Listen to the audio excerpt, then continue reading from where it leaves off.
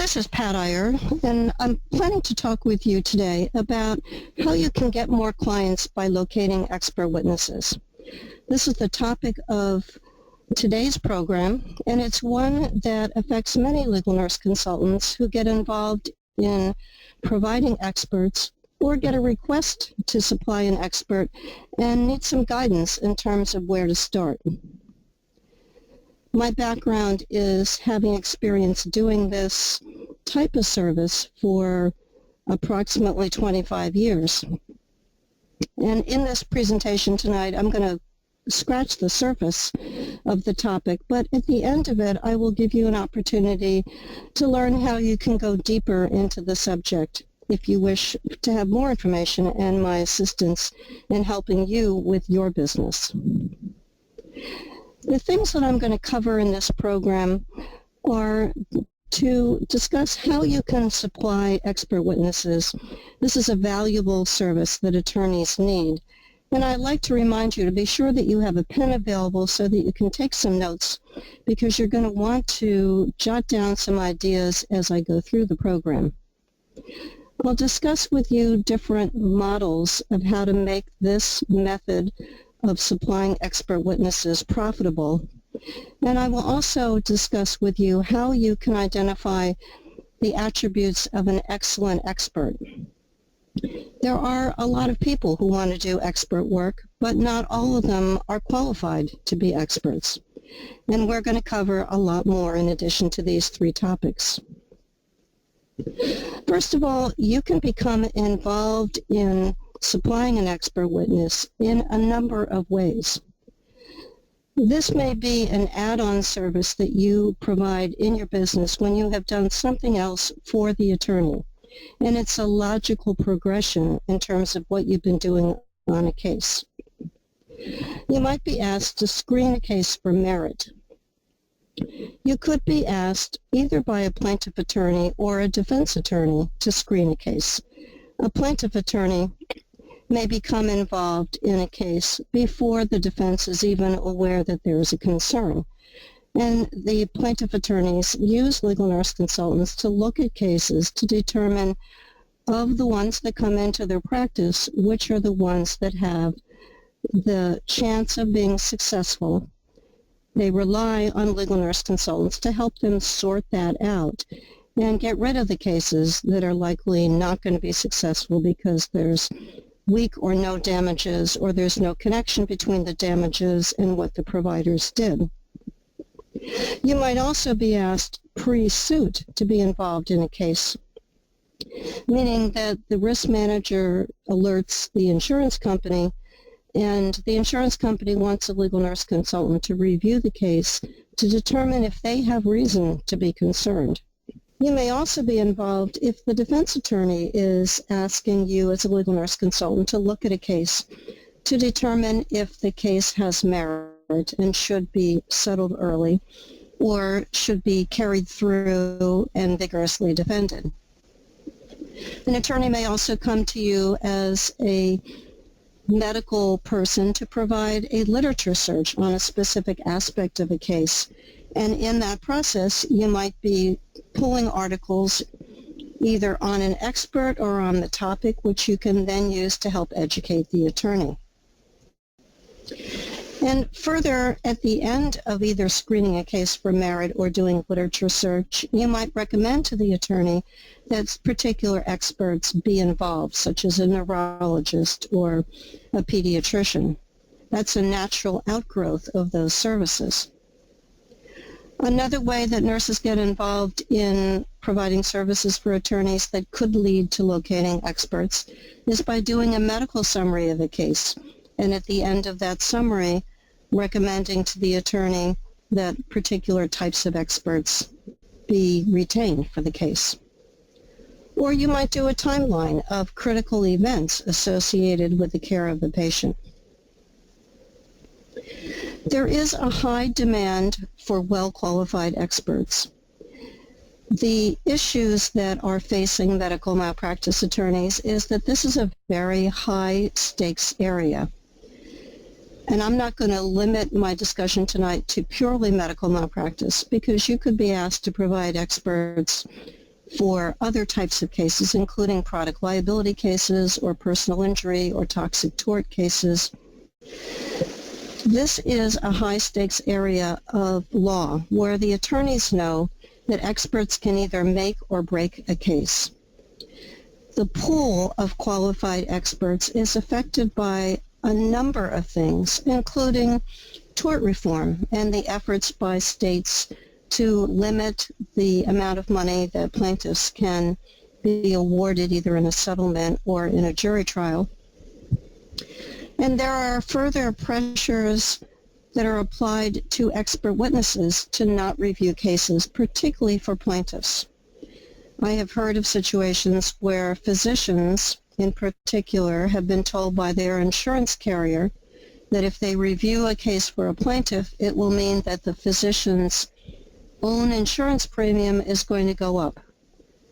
And they use the logic that if the physician is reviewing cases that result in a verdict that will be on behalf of a plaintiff, that the insurance carrier is going to have to spend more money in order to defend that case, and therefore increases everybody's premiums.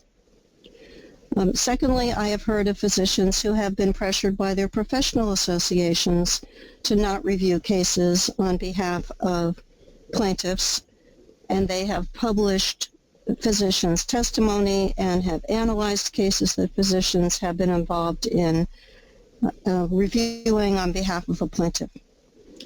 Those kinds of behind-the-scenes pressures are ones that are really not discussed very often, but they go on, and they do significantly discourage some physicians from doing expert work. Another factor that drives this need of attorneys is that it's time-consuming for the attorney to locate an expert witness. The attorney is in depositions, going to court, reviewing cases, meeting with clients. The expert witnesses are managing their clinical practice, not readily available, not easy to catch up with. You, on the other hand, in your business may be far more accessible to experts and able to reach them at times that attorneys would not be able to reach them. Attorneys often appreciate the fact that legal nurse consultants can speak the medical language of the experts. They are able to explain medical terms, answer questions that the expert might have about the case. For example, if a physician expert asked an attorney what was the white blood cell count on the day before the patient was diagnosed with septicemia, then the legal nurse consultant might know that information or be able to locate it far more quickly than an attorney might be able to. So the legal nurse consultant, as a healthcare professional, is more readily able to form a bond with the expert than the attorney is. And attorneys often have difficulty locating non-physician experts. They might go to a website, for example, and look up the name of the chief of surgery at a hospital in the area where they are searching for an expert, but they're not going to be able to find the name of the nurse who runs the labor and delivery unit or the director of the operating room services. The people who are in demand as nursing experts don't show up on hospital websites, and it requires a lot more connections and behind-the-scenes work in order to be able to identify those people. These are some different types of medical expert witnesses that you might be asked to locate. The most common types of experts are doctors and nurses, and specifically specialty areas of nursing. It used to be that a nurse was a nurse was a nurse, meaning that a nurse could review a case in a general nursing area and not be a person with experience in that specific area. The trend, however, in a lot of states is to make sure that the expert witness has the same clinical background as the defendant. Therefore, your job is to match the background of the expert with the person who is being accused of malpractice and make sure that you provide an expert whose credentials are going to withstand scrutiny. I have heard of many defense attorneys who will go to a judge and specifically, and it's not confined to defense attorneys, plaintiff attorneys do this as well, but they go to the judge and say, my adversary has supplied an expert who does not have the clinical background as the defendant. I want that person disqualified. And I have seen judges rule in favor of those motions and say, Mr. Attorney, you've got 1 month to find an expert who's going to match the qualifications of the defendant. Advanced practice nurses are also increasingly being sued, particularly nurse practitioners. As more of them are out in their independent practices and making decisions, they are being brought in as defendants. And physician's assistants, although not as common a request as doctors and nurses, are also potentially defendants and need their own expert witnesses.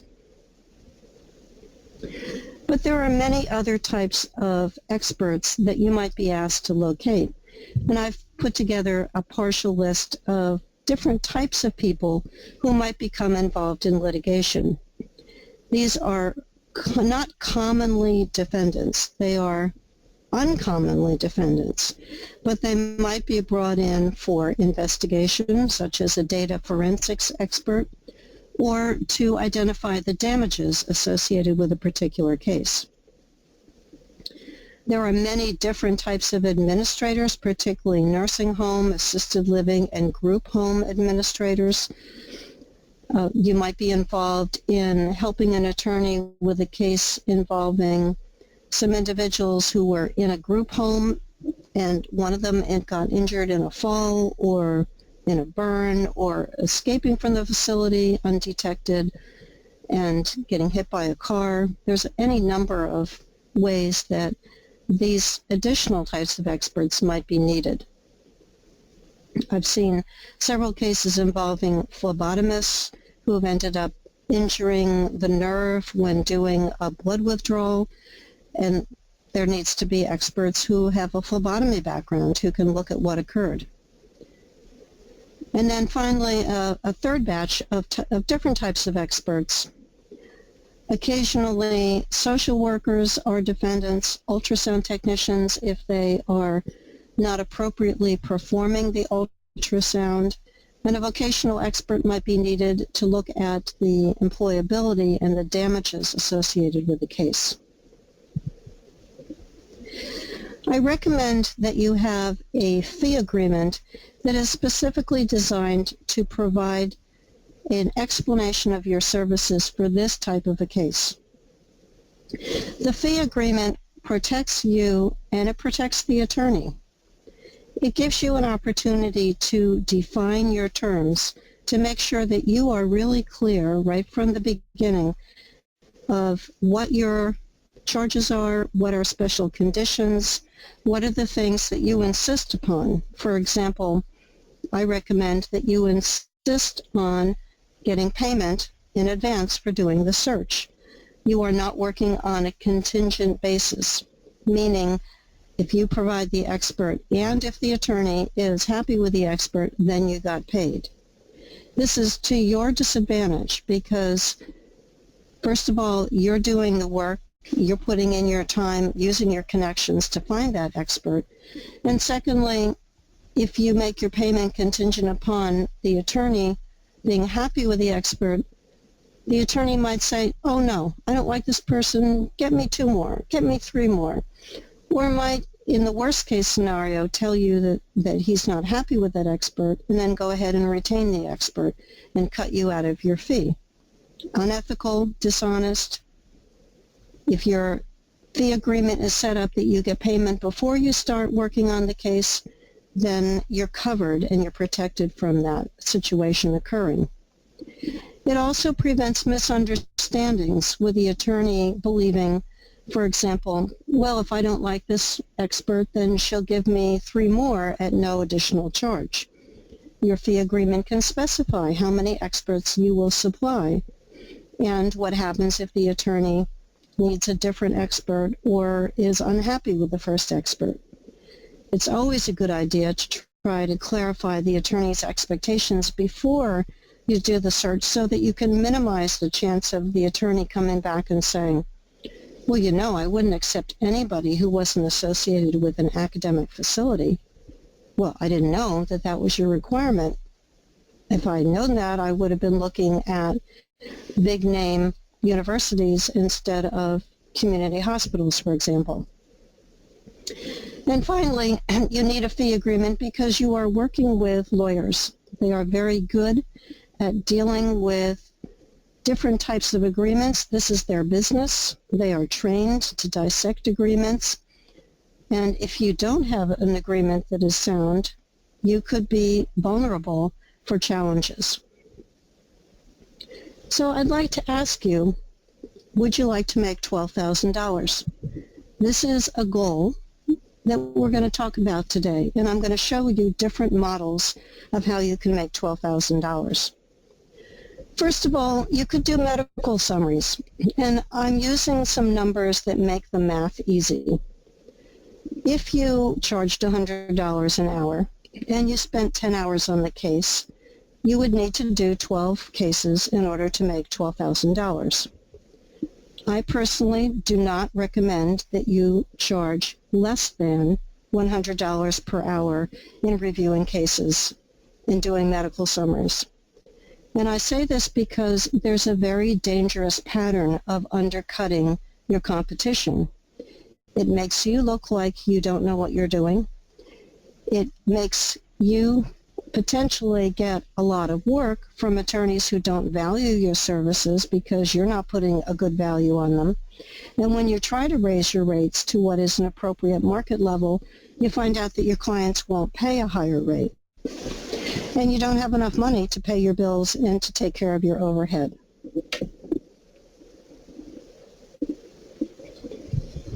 That's one way to make $12,000.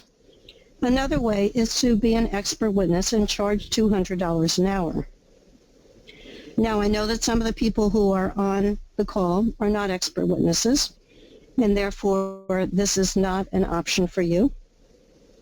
But if you were an expert witness, and I'm picking $200 an hour because I know some people charge less than that, some people charge more than that. If you did one case and you had 30 hours that you put into that case, that would be $6,000. 30 hours may be a long period of time if you have an emergency room case, which consists of a few records and maybe some depositions. But if you have a wound care case, for example, you could easily put in 30 hours if you're tracking the progress of a wound and all of the efforts that were made to try to prevent it or to treat it. If you did two such cases at $30 hours a piece, you would need only two cases in order to make $12,000. And that 30 hours might be something that would take place over a couple of years. Sometimes it's completed within the initial work that's done on the file, depending upon where you are in the case discovery. If you're working as a defense expert, you might be getting a whole group of deposition transcripts and expert reports that have all been generated at the time that you're given those records. If you're on the plaintiff's side, you might be starting right in the beginning when the case first comes into the attorney's office and the attorney is asking you to review the medical records. There are three models of locating expert witnesses that I know of. One of them is to make supplying an expert witness part of the package. In other words, the expert's asked to organize the medical records, screen the case for merit, do an analysis, make a recommendation on experts, and then go ahead and do a search for the experts. Some people charge an hourly rate for this. They don't pull out the expert witness location as a separate fee, and they bill for the hours that they spend from start to finish. It is difficult for me to quantify how much money you could make from that service because It is part of the package. It's rolled into the deal. Some expert witness location services charge a flat fee. In other words, the fee is sent to the legal nurse consultant at the beginning of the search, along with medical records or a summary of the case, and then the nurse goes ahead and does the search and supplies the expert witness. Once that expert is located, then the legal nurse consultant is out of the deal. He or she is not billing for the expert. It can be a one-time only fee, meaning the attorney can go back and use the expert again on subsequent cases, or it could be a fee that is expected to be paid each time the attorney retains the expert. I've heard of both models. Both are fairly common, and both are viable models.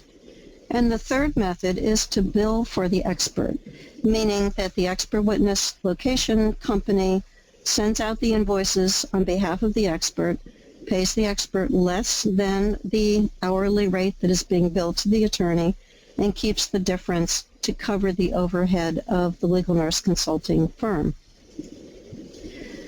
Let's look at the dollars and cents of those second two models. First of all, if you're an expert witness broker, meaning that you're involved in locating expert witnesses, you could charge that flat fee, and I'm using round numbers, again, just to make the math easier. Suppose you charge $1,000 to locate an expert witness. I have heard of legal nurse consultants who charge $350. I've heard of people who charge $2,000. I'm picking a number that's in the middle, makes the math easy. You would need to make $12,000 by supplying experts on 12 cases. That's under that flat fee model. You go in, you supply the expert, you turn over the credentials, and you're out of the case. However, if you are billing for the services of the expert, and that person is a subcontractor to your company, using that 30 hours average per case, let's say that you're making $100 an hour profit. Some legal nurse consultants take the expert witness's rate and then add on to that. Some companies define a rate for a certain level of expert and then are splitting the difference between what they're billing the attorney for and what they're paying the expert. If you're following this model, you would be making $3,000 for one case. In order to make that $12,000, you would need to supply 4 experts. Let's recap that. To make the $12,000, you could do medical summaries or literature searches, work on 12 cases at $100 an hour, 10 hours per case. That would equal $12,000. You could be an expert witness and do 2 cases in order to make the $12,000 at $200 an hour for 30 hours. You could charge that flat fee for 12 expert witness locations at $1,000, or you could bill for the expert on 4 cases at $100 an hour, considering an average of 30 hours per case.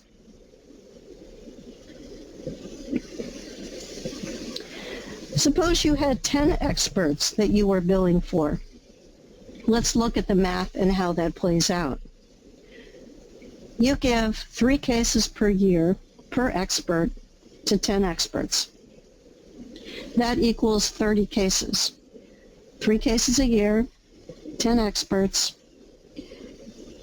And if you made, on the average, 900 hours, if those experts put in 900 hours for your company, and you're making $100 per hour in profit, that would equal $90,000 for those 30 cases. What happens if you add a 0 to this math? What happens is that you go from $90,000 for 30 cases, it becomes $900,000 for 300 cases. And that is the potential in this type of service. If you're building a business and you're developing a reputation for being able to supply well-credentialed experts, you can build up your volume of experts and your volume of cases that you're billing for. So how do you get there? You first have to supply well-qualified experts, as I said. There are really 3 components that you should be looking for when you're evaluating an expert. The first is the background of the expert. Is this a match for the type of case that you are involved in working on? Does this person have that correct clinical background that matches the defendant? Was the individual working in the clinical area at the time of the incident and therefore familiar with the standards of care? Does that person have the knowledge of the issues involved in the case? You don't want to approach an expert about a case and hear, well, you know, I've never done that, but I'm sure that I could look it up and research it. You want somebody who has firsthand experience with the issues that are involved in this allegation.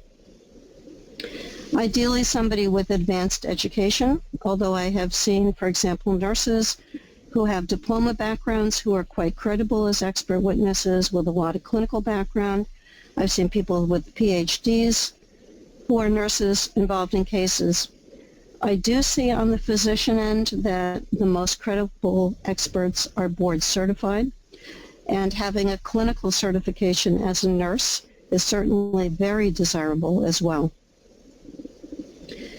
The experts should also have good communication skills and be responsive. This is crucial because attorneys will contact an expert, not get a call back, not get an email back. They're under pressure. They've got deadlines. They have to supply a report. They want somebody who's going to react quickly and going to respond to them and give them what they need in the right time frame. That individual also has to testify well, to be able to communicate to the jury, to be confident on the stand, to talk about the standard of care, and to be convincing in delivering those opinions. And the expert also has to write well, to be coherent, to be able to pick up typos, to be grammatically correct. Attorneys have spent a lot of their time evaluating written materials, and they are sticklers for this. The report has to be done correctly. Now, not all states require reports, but those that do, those reports are treated very seriously. And then the expert has to have good moral character. An individual who is an expert should not have any skeletons in the closet, should not have been disciplined by the Board of Nursing, not been arrested for a DUI, not been convicted of a crime, not spent time behind bars. Those things, all of them are not hidden. The attorneys are going to find them. I worked on a case involving a woman who got caught using her husband's prescription pad, writing prescriptions for herself, and she was disciplined by the Board of Nursing for this. The defense attorney, who was my client, contacted the board to find out if this woman had an active license, and they said, yes, she has an active license, and she did at the time of the care, the time frame that you're concerned with, but would you like to know about how she got disciplined? He had no idea. Oh yeah, tell me all about it. And the judge allowed the jury to hear at trial about this woman's disciplinary action by the Board of Nursing. Needless to say, it did not help her credibility with the jury. As part of the expert witness role that you have, the expert witness location role, you will be supplied copies of CVs or resumes. Here's the difference. A CV is extensive. It stands for curriculum vitae.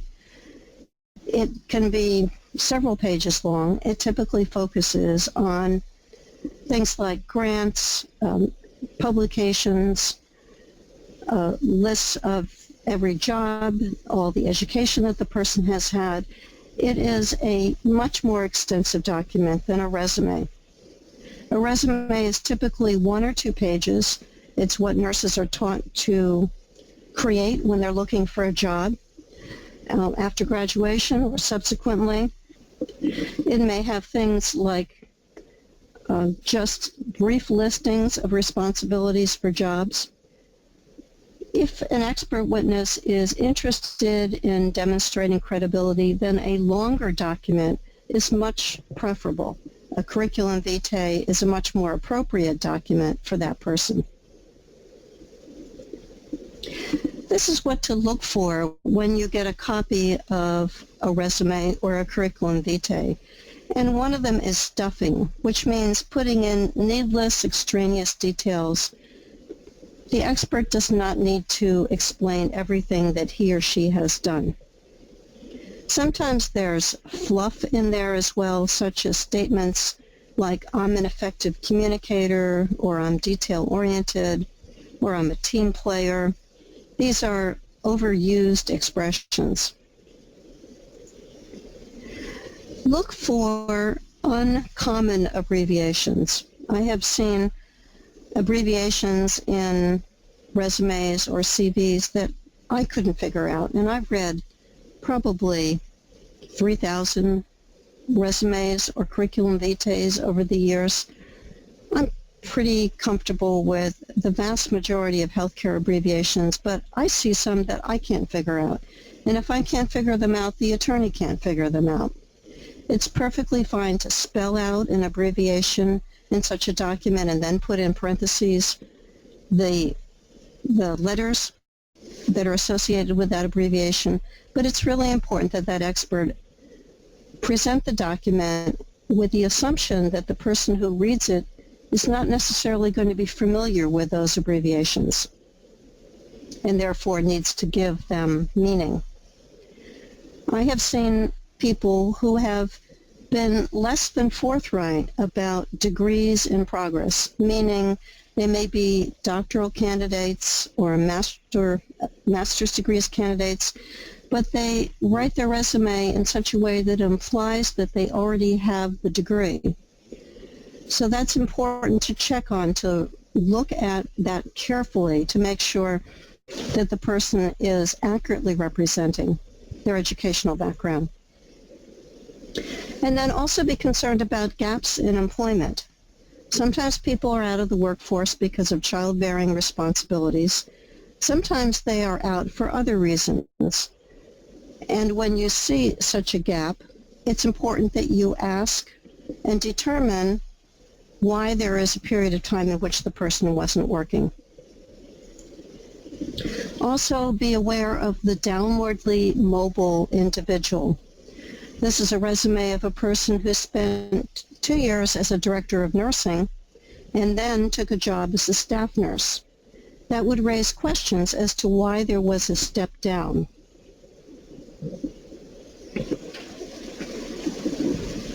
There are some things that don't belong on resumes and do belong on resumes. First of all, it's vitally important that the expert have contact information. I had a period in 1 week in which I found 2 resumes that were missing phone numbers and email addresses. I have tried calling people with a phone number on a resume and have seen typographical errors in the phone number. And it's also important to exclude in a resume the fact that particularly a nurse has gone through legal nurse consulting training. The point of a nursing expert is to demonstrate clinical expertise. I recommend to legal nurse consultants that they not list the educational program that they went through, but instead stress their clinical background that makes them an expert in the clinical facts, and not list LNC training. And also don't list that they do expert witness work.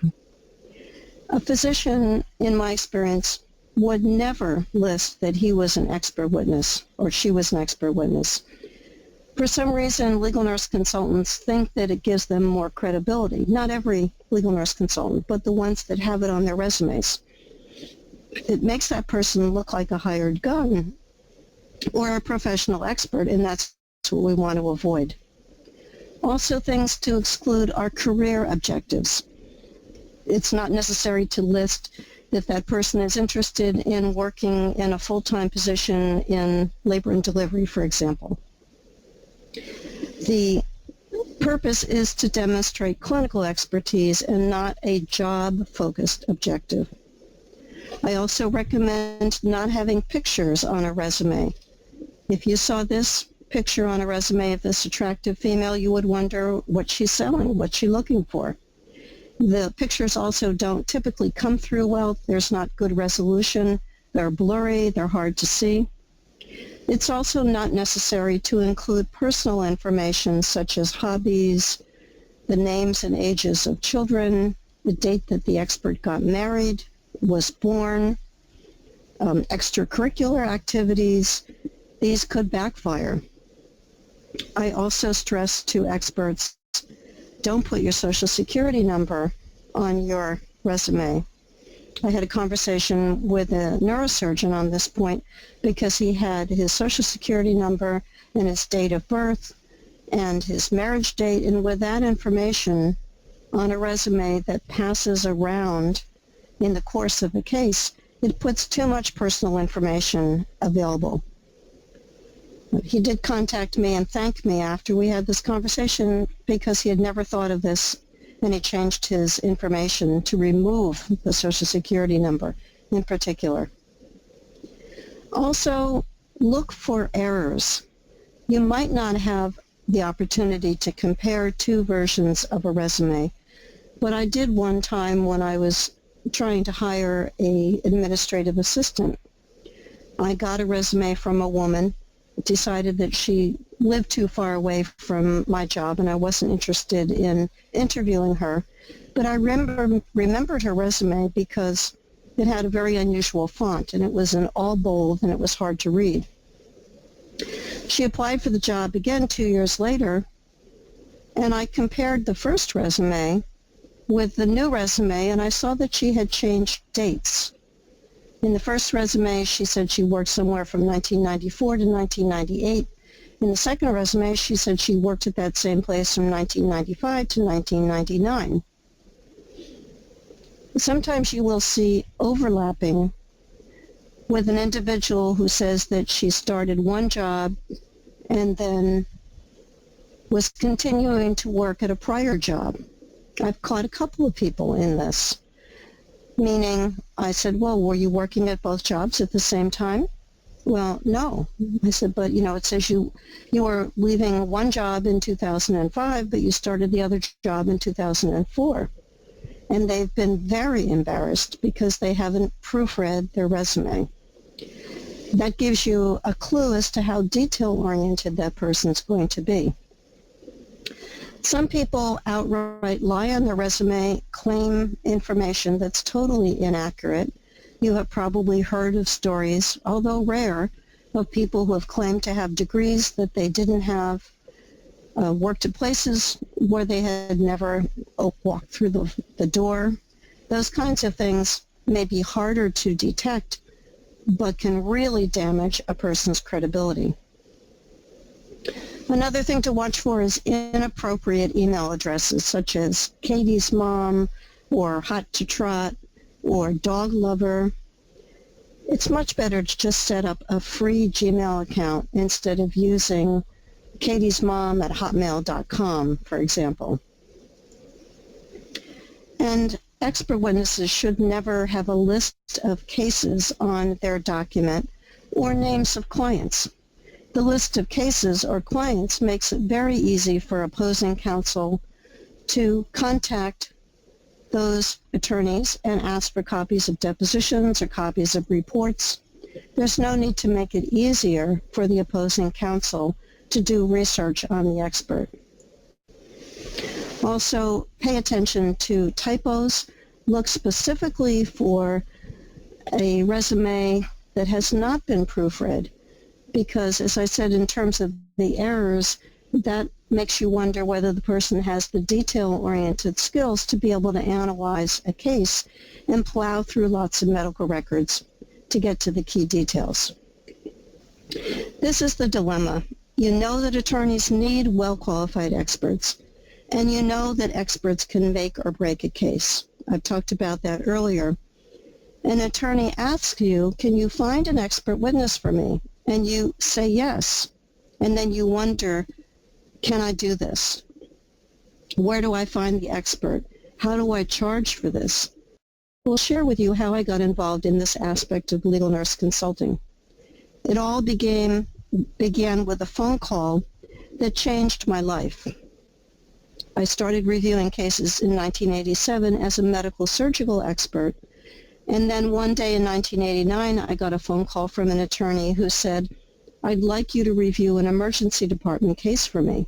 I said, I'm not an ER nurse, but I have a friend who's a clinical specialist who would be great for your case, and I'd be happy to connect you with her. And he thanked me. I put the two of them together, and then the light bulb went off over my head. I could have made some money doing this. So I thought about this, and I started experimenting with supplying expert witnesses. And that first expert helped me build my business. How do you learn how to profitably locate expert witnesses? Your competitors are not going to tell you. They would rather get the case for themselves. Your clients are not going to tell you because they expect you to know. You wish you had a guide that would be a step-by-step coaching program to take the mystery out of finding experts, that would give you guidance on how to charge for this service, and that would provide advice on how to structure your fee agreements. You want to learn from somebody like me who has worked out the bugs in the process of finding expert witnesses and can take you by the hand and help you with this process. And you also want to make sure that your fee agreements are strong and clear enough to prevent misunderstandings. You're not sure if you have anticipated the questions that come up when you work with attorneys, and you are afraid of getting caught in expensive misunderstandings. You don't know how to get those answers, and you're not sure where to start. You're not sure what you should be thinking of. You're not clear on all of the things that should go in that fee agreement, and you're not really sure how to quickly and efficiently locate expert witnesses or bill for their services. I learned all those things through trial and error and learned how to structure this profitable model. That emergency department expert that I supplied became my first expert, and I worked with that person through 26 years of owning my business. Attorneys need you. As I've proven over and over again, attorneys need help locating well-qualified experts. They turn to you as a legal nurse consultant for help because they're under pressure to find an expert. They don't know where to look. They're too busy to look themselves. They trust your judgment and your recommendation. It's quite a compliment when an attorney says, you know what, I don't need to see a couple of choices. I trust you. I know you'll pick the right person for this case. They perceive that you have an advantage because you can describe the case in medical language for the expert. And they believe that physicians will be more willing to talk to you as a nurse than they would be to talk to an attorney. Are you leaving the table by not supplying experts? Are you cashing in on this need? Do you know how to build a profitable business by fulfilling this need? And are you making money while you sleep? While your experts are reviewing cases for you, you're doing something else. What I'd like to do is to introduce to you this coaching program that I have put together to help you, called How to Quickly and Profitably Locate Expert Witnesses. You'll notice on the screen that there is a link, and I will be repeating this link. This is something you should write down so you can check out the program, legalnursebusiness.com/finds. There are 5 coaching lessons in this program. The first covers fees for locating an expert witness. I will share with you the models that are out there in greater depth than I've had a chance to go through tonight that will give you an idea about what you want to select that will work for you. I will also teach you about invoicing for the expert services, how you structure that model, some of the components that you should consider in that fee agreement that you prepare that will be appropriate for that service. The third lesson goes through locating experts. What are the different ways that you can find people who do expert work and would consider reviewing a case for your client? The fourth lesson is describing the case, how you present that case to the expert witness to help secure that expert's involvement. And then finally, how you obtain and scrutinize the expert's credentials and work through a process of having that expert agree to review the case. What you get in this program is feedback on your expert witness location fee agreements, your specific agreements based on your needs and your choice of model that you wish to pursue for the service. You also get feedback for an agreement that you can use with an expert witness to bill for that person's services. I showed you the difference. You can locate 12 cases, 12 experts for 12 cases for $12,000, or you can bill for the services of an expert and get 4 cases into your company. There are shortcuts for quickly locating an expert witness that I will share with you in this program. And also you get some experience locating an expert witness, first-hand, hands-on experience, and you get my feedback on all of those assignments that are associated with each of those 5 lessons. This gives you the experience about how you can evaluate an expert before you refer him to a client. I'm going to share with you a stealth technique for getting more attorney clients while you're checking out an expert, and also some little-known methods of successfully handling an expert's objections. Suppose you want to get that expert under contract to review the case for your company. There are certain predictable questions that the expert might have when you approach that person. I will show you how you respond to those objections. In this program, you receive the material by a PDF. It is delivered to you all at once, so you can go through these lessons one at a time with my feedback. You have 5 assignments, 5 days of information to delve into, to be able to refer to over and over again. And you get my personal guidance. I answer your specific questions about this process. This program is now open. I have some people who have already signed up. I have room for 40 people. I already have enrollments. If this is something that is a good match for you, I would encourage you to look at legalnursebusiness.com/fines. This is a program that will make you a broader service provider. You can add on to doing chronologies, timelines, literature searches. You can add expert witness location services onto your skill set and use this very profitably to help the attorneys who are coming to you for assistance. This is a program that I am providing at an introductory price of $197. You will receive, as I've showed you with the numbers, easily many times over the value by making this initial investment in learning how to provide this service with my assistance based on my 25 years of providing expert witnesses. So check that out, and if you would like an opportunity to speak with me about your specific needs, you're hitting a block in your legal nurse consulting business, you're looking for somebody to work with you, to assist you, contact me through legalnursebusiness.com/help, and that is a link that will give you a form on my website to complete, and I'll review that information and determine if it's a good fit and we should be speaking. And finally, one more time, to get information about the coaching program, go to legalnursebusiness.com/fines, and to have an opportunity to speak with me, legalnursebusiness.com/help. Thank you for participating in this program, and I look forward to working with you on your business.